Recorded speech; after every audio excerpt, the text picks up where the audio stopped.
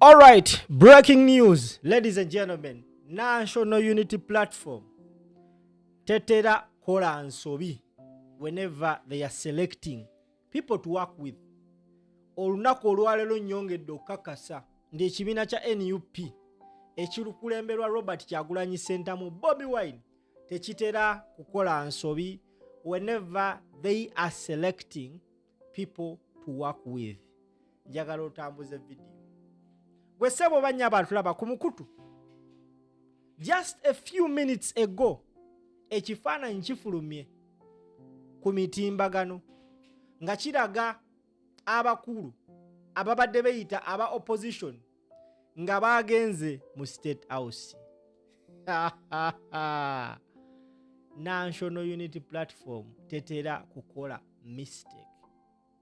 Era kano njagala okateeke mu bwongo.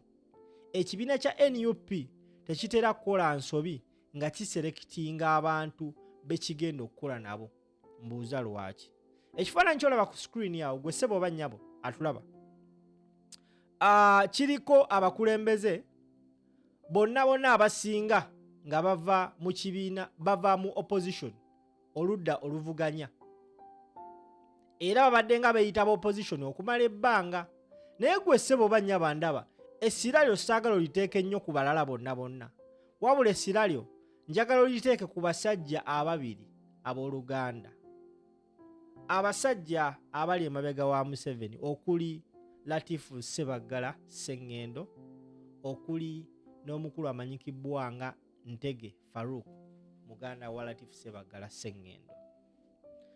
Abo bombiriri NUP we yali esunsula mu bantu abagenda oweebwa kaadi okukiikirira ekibiina ku bifo eby'enjawulo beesimbawo era baasaba kaadi. Latifu Ssebaggala yasaba kaadi y'okubeera meeya wa Kampala Division. NUP teyagimuwa n'egiwa Sserunjogi ow'eddembe. Omukulu Faruku Ntege yasaba kaadi y'okubeera MP w'e Makindye. NUP teyagimuwa n'egiwa Zahara Mara Luyulika. Yayina ensonga lwaki abasinga tutandise biraba kati. Omuntu yandyebuuzizza abasajja bano abakulu abatwakadde emyaka baakimye ki ewa Museveni. A few minutes ago, omukutu gwa NBS guwandiise updates MP Yusuf Nsibambi FDC, Moses Kabusu of Kyamuswa County PFF, and Ndyamungenyi Ronald of Lukiga County Independent, alongside former Kawempe North MP Latifu Ssebaggala, met with President Museveni on Tuesday at State House in Entebbe. More details in our subsequent bulletins. Abakulu basisinkanye Museveni.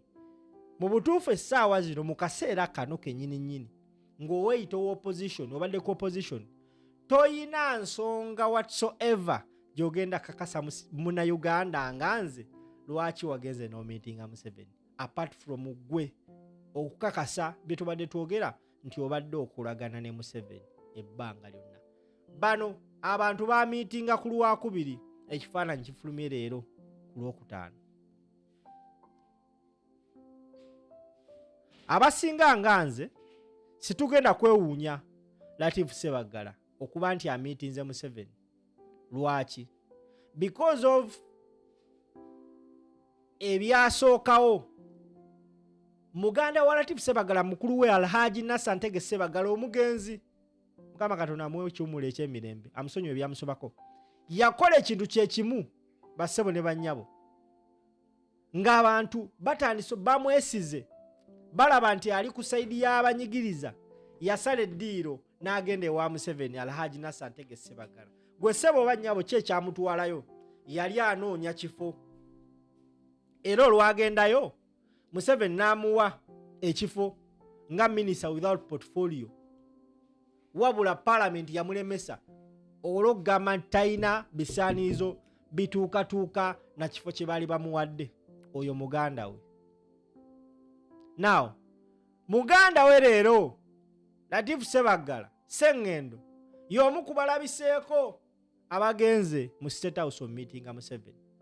Tetunnamanya nsonga ki emututteyo tetunnagimanya wabula mugetuwulira mu nkuubo abakulu abo abagenze mu State House teweewuunya nnyo ng'abamu ku abo obalabe mu cabinet either ng'abamu ba state minister abalala nga ba minister if not abalala nga babasayininze duties endala because abasajja bano ebbanga lyonna babadde baagala nnyo ebitiibwa baagala nnyo obutaala baagala nnyo obugombe abo nno that is just a sneak peek of the bunch that has gone to the State House era tulina ndowooza egamba nti abo batono nnyo kuba akagendayo bangi nnyo bassebo ne bannyabo ekijja si muntu munnayuganda abadde alina omuntu ogwosibirako ng'ogamba bannayo tasobola wallahi bilahi tallahi abasajja bakunamye ng'ensi eraba ekisinga okwewunyisa mu bantu bonna bula mu kifaananyi ekyo abantu fokasi yaabwe bagitadde ku bantu basatu bagitadde ku Nsibambi ne bagiteeka ku Latifu Ssebaggala ne muganda we Faluku Ntege abasajja babadde nga beepalawuda ku kitebe kya NUP nga beepaledinga kumbe banoonya kafo kudibaga kibiina kya National Unity Platform NUP nyongedde ojuwa Max tetera kukola nsobi mu selection yaabwe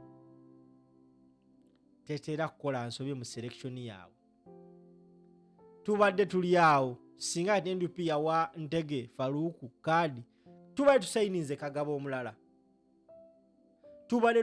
kagabo omulala engeri Museveni gyayagala otwalamu ekibuga Kampala singa Latifu bamuwa Kaadi nga emeya wa Kawempe singa tugiwaddeyo wa Museveni principal wange omazeemu amaanyi obusiraamu butuyigiriza obutabeera bannanfuusi Alhaji Latifu Ssebaggala Ssengendo akikoze there are things that happen mutuufu n'obeerawo nze wallahi wendaba ekifaana kino mbadde sikkiriza era nkyetegereza emirundi egiwera naye olukirayo ku mikutu egiwera ne ngamba wow nyongedde kugulumiriza NUP abasajja bano tebatera kukola mistake nkugambye enteekateeka eno teyawukanako nga bwe kyali ku muganda we omukulu we Nassantege Ssebaggala yali mu kibiina kya DP n'asala eddiro n'adda mu NRM era abantu badde boogera ku famire eno ndi famire eyo nga twebuuza famire yakola ki bassebo ne bannyabo famire giraba edduka eno famire giraba edduka abasajja babadde wa musabba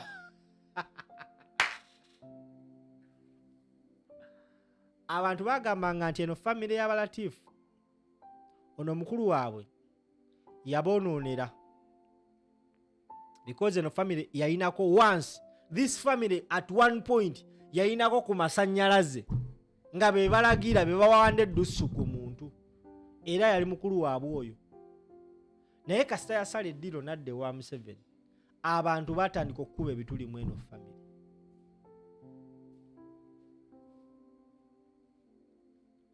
principal wange Latifu Ssebaggala Ssengendo mu kalulu ka 2021 ekibiina kya NUP kyamuwa Kaadi okwesimbawo nga Lord Mayor wallahi bilahi tallahi twali just twetesetese okuwagira principal waffe nga tugenda manye okubeera nga principal oyo agenda obeera Mayor nga tuli ready gumite bassebo ne bannyabo omusajja azuukuka buzuukusi ku makya n'agamba bannayenze nkivuddemu ekyobwa Mayor nga talina genuine reason gye yali awa bannayuganda whatsoever yakera bugezi n'agamba nkivuddemu abamu ne tufuna amawulire nti omusajja baamutemedde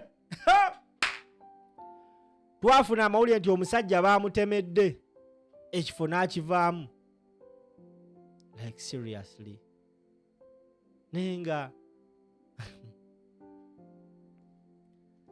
tambuza video oli kuva strange akategedde nnyongera okutegeeza Jolo Quality Properties bakakensa mu by'amataka kakadde kamu n'ekitundu osobola okuba nga weefunira ettaka. Gwayagala okulanga naffe, please kindly call us oba text us on that number, tukwatagane ate tukulangire business yo